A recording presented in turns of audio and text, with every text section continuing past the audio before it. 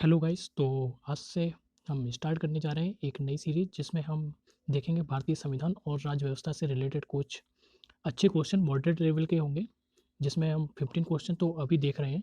बाकी आने वाले टाइम पे हम 5 क्वेश्चन मूल विधि प्लस एक्ट के ऐड कर देंगे और ये सारी चीज़ें आपको हमें मिलेंगी। हमारा यूट्यूब चैनल है एस्पिरेंट लाइफ, आप विजिट कर सकते हैं एक बार, वो भी उसमें।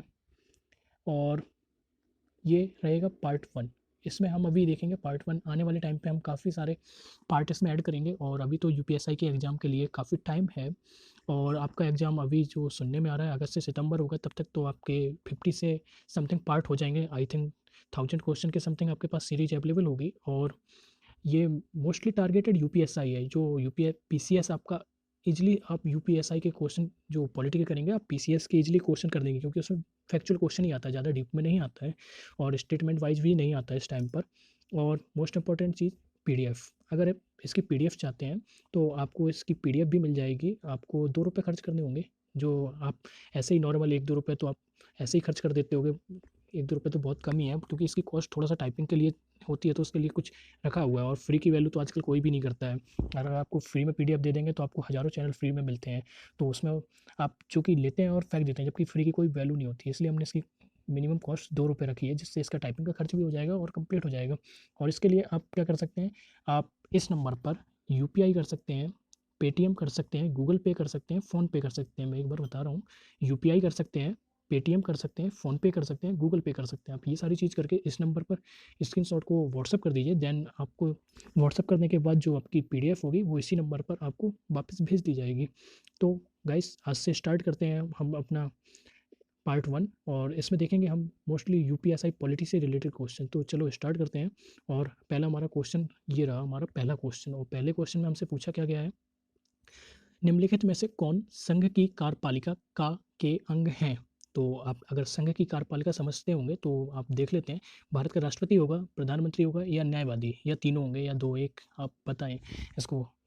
तो गाइस, आपने पढ़ा होगा आर्टिकल 152 से लेके 78, ठीक है।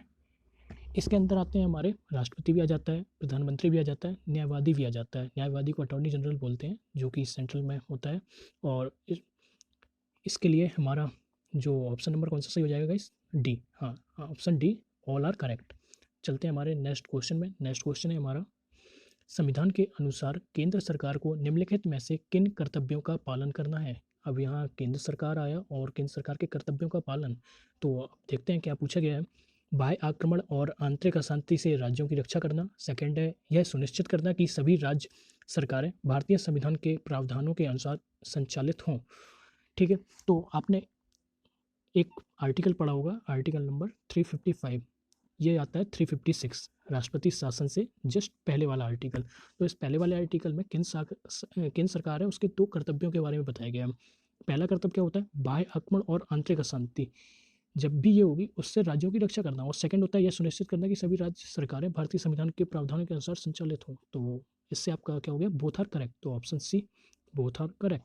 सेकंड, नेक्स्ट चलते हैं। नेक्स्ट क्वेश्चन है हमारा, मौलिक कर्तव्यों के संबंध में निम्नलिखित कथनों पर विचार कीजिए। तो इसमें बात कर रहे हैं मौलिक कर्तव्य। मौलिक कर्तव्य यानी फंडामेंटल ड्यूटीज।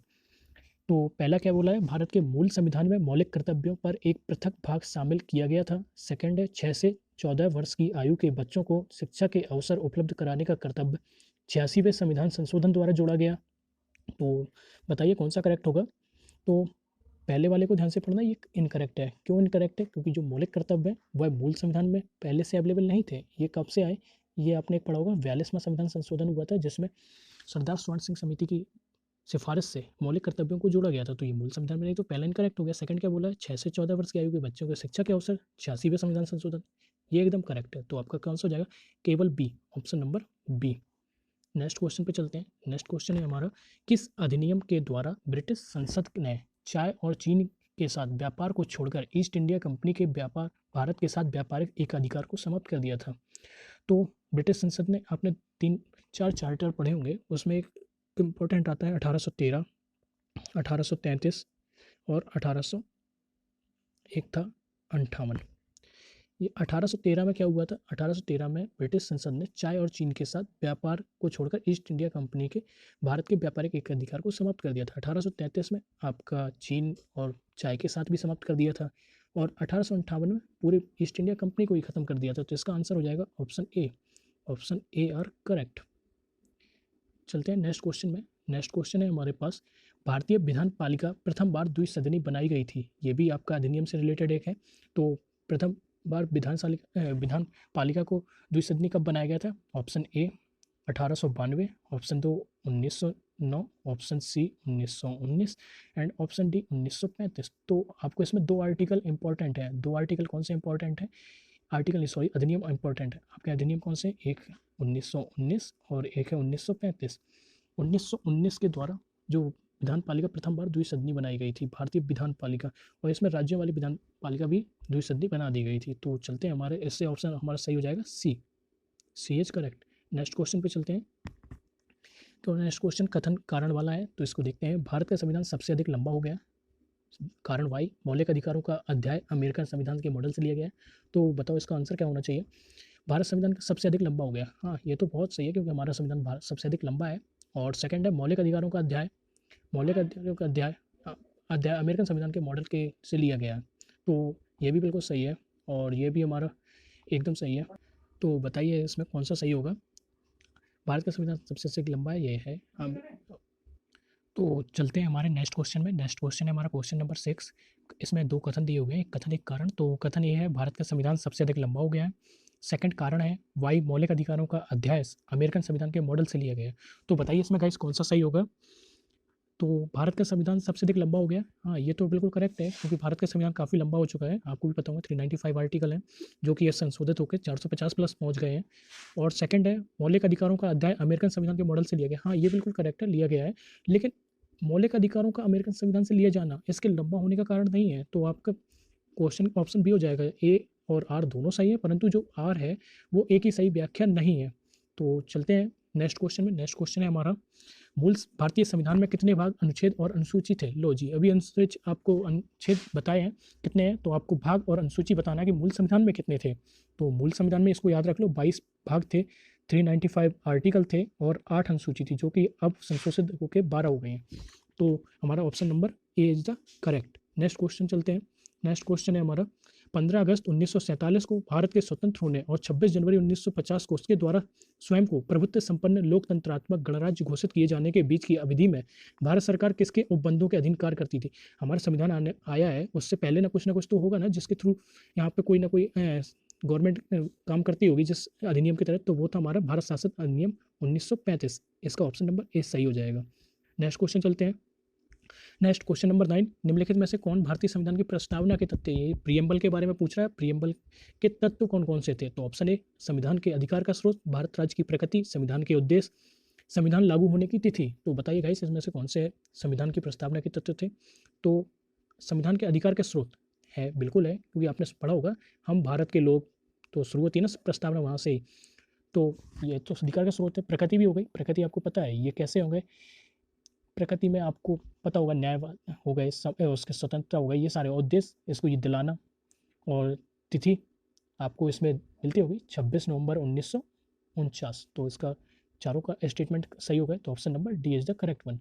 नेक्स्ट क्वेश्चन में चलते हैं। नेक्स्ट क्वेश्चन है हमारा, भारत के संविधान के अनुच्छेद 3 के अनुसार संसद विधि द्वारा, तो आर्टिकल 3 की बात कर रहा है। आर्टिकल 3 पता होना चाहिए आपको। आर्टिकल 3 1 से लेकर 4 तक आता है। जो पार्ट 1 है उसमें 1 से 4, तो आर्टिकल 3 उसमें ही आता है। और उसके बीच में आपने जो किससे रिलेटेड, भारत और उसके राज्य से संबंधित है।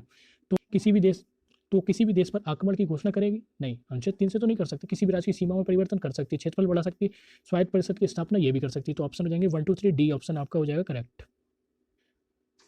तो नेक्स्ट क्वेश्चन में चलते हैं। नेक्स्ट क्वेश्चन है हमारा क्वेश्चन नंबर 11, भारतीय नागरिकता नहीं प्राप्त की जा सकती, सिटीजनशिप से रिलेटेड है। तो आपकी जो सिटीजनशिप है किससे प्राप्त नहीं की जा सकती है? तो आपकी सिटीजनशिप जन्म से तो प्राप्त की जा सकती है और आगे देशीकरण द्वारा भी प्राप्त की जा सकती है, किसी भूभाग की संविष्टि द्वारा भी की जा सकती है, भारतीय बैंक में धन जमा करके नहीं की जा सकती। तो आपका ऑप्शन डी इनकरेक्ट हो जाएगा और डी सही भी हो जाएगा। नेक्स्ट क्वेश्चन पे चलते हैं। नेक्स्ट क्वेश्चन है, विधि के समक्ष समानता के संदर्भ में निम्नलिखित कथनों पर विचार कीजिए। विधि के समक्ष समानता यानी कि आर्टिकल 14 की बात की गई है फंडामेंटल राइट में। आगे पढ़ते हैं। प्रत्येक नागरिक विधि के समक्ष समान होते हैं, प्रत्येक नागरिक को न्यायालय के द्वारा निष्पक्ष सुनवाई का अधिकार है। तो बोथ स्टेटमेंट आर करेक्ट, क्योंकि नागरिक को विधि के समक्ष समान होते हैं और न्यायालय द्वारा निष्पक्ष सुनवाई का भी अधिकार होता है। तो option C both are correct. Next question चलते हैं। नेक्स्ट क्वेश्चन है हमारा, संघ राज्य क्षेत्रों हेतु प्रशासकों के अधिकार एवं कर्तव्यों का निर्धारण किया जाता है संसद द्वारा, उच्चतम न्यायालय द्वारा, राष्ट्रपति द्वारा, राज्यपाल द्वारा। तो जो यूटीज होती हैं, यूटीज में प्रशासन किसके द्वारा देखा जाता है, मतलब कर्तव्यों का निर्धारण किया जाता है। तो ऑप्शन सी राष्ट्रपति द्वारा सही हो जाएगा। नेक्स्ट चलते हैं। भारत के संविधान का निम्नलिखित में से कौन सा अनुच्छेद असम राज्य के लिए विशेष उपबंध से संबंधित है। तो असम के बारे में, और विशेष उपबंध क्या होते हैं, स्पेशल प्रोविजन, जो आपने पढ़ा होगा ना, जम्मू कश्मीर को मिला हुआ था 370 जो हट चुका है। तो असम के लिए ऐसा ही कौन सा है, तो असम के लिए है आर्टिकल 371 खा, जिसे इंग्लिश में बी बोलते हैं। तो आपका ऑप्शन नंबर बी भी करेक्ट हो जाएगा। तो नेक्स्ट क्वेश्चन में चलते हैं। निम्नलिखित में से किन भाषाओं का उल्लेख 8वीं अनुसूची में किया गया है। मराठी, कन्नड़, अंग्रेजी। तो आपको बताना है कि जो 8वीं अनुसूची है, 8वीं अनुसूची में कितनी भाषाएं हैं, 22। उनमें से 22 में से ये 3 हैं या नहीं, इनमें से कौन सी भाषाएं हैं। तो मराठी बिल्कुल है, कन्नड़ है, अंग्रेजी नहीं है जी। तो हमारा ऑप्शन क्या हो जाएगा, ऑप्शन सी करेक्ट। तो इस तरह हमारे सारे क्वेश्चन कंप्लीट हो गए हैं। और ये सीरीज आपको अगर पसंद आए तो इसको लाइक्स ज़रूर करिएगा और अपने फ्रेंड तक इसको शेयर भी कर दीजिएगा। और आगे नेक्स्ट पार्ट 2 के लिए हम जल्दी 1-2 दिन में पार्ट 2 भी इसका अपलोड करेंगे। और आप कोशिश करेंगे, देखते हैं कि थोड़ा सा क्वेश्चन 20 कर सकें, क्योंकि इसमें मूल विधि के 5, लेकिन अभी थोड़ा 1-2 दिन ऐसे ही चलेगा। उसके बाद हम इसमें मूल विधि के भी 5 क्वेश्चन जल्दी ही ऐड करेंगे। तो आपकी जो 20 क्वेश्चन यूपीएसआई में 40 में से आउट ऑफ 20 क्वेश्चन तो आपके यूपीएसआई में पॉलिटी और मूल विधि के आते हैं, तो वो इससे ही रिलेटेड होंगे। और आप अच्छे से पढ़ते रहिए, इस सीरीज़ को फॉलो करिए, आपको एंड तक अच्छा ही रिजल्ट मिलेगा और आपको बहुत फ़ायदेमंद होगी। और इसको कोशिश करेंगे 15 मिनट के अराउंड ही रखें, ज़्यादा लंबी वीडियो रखने से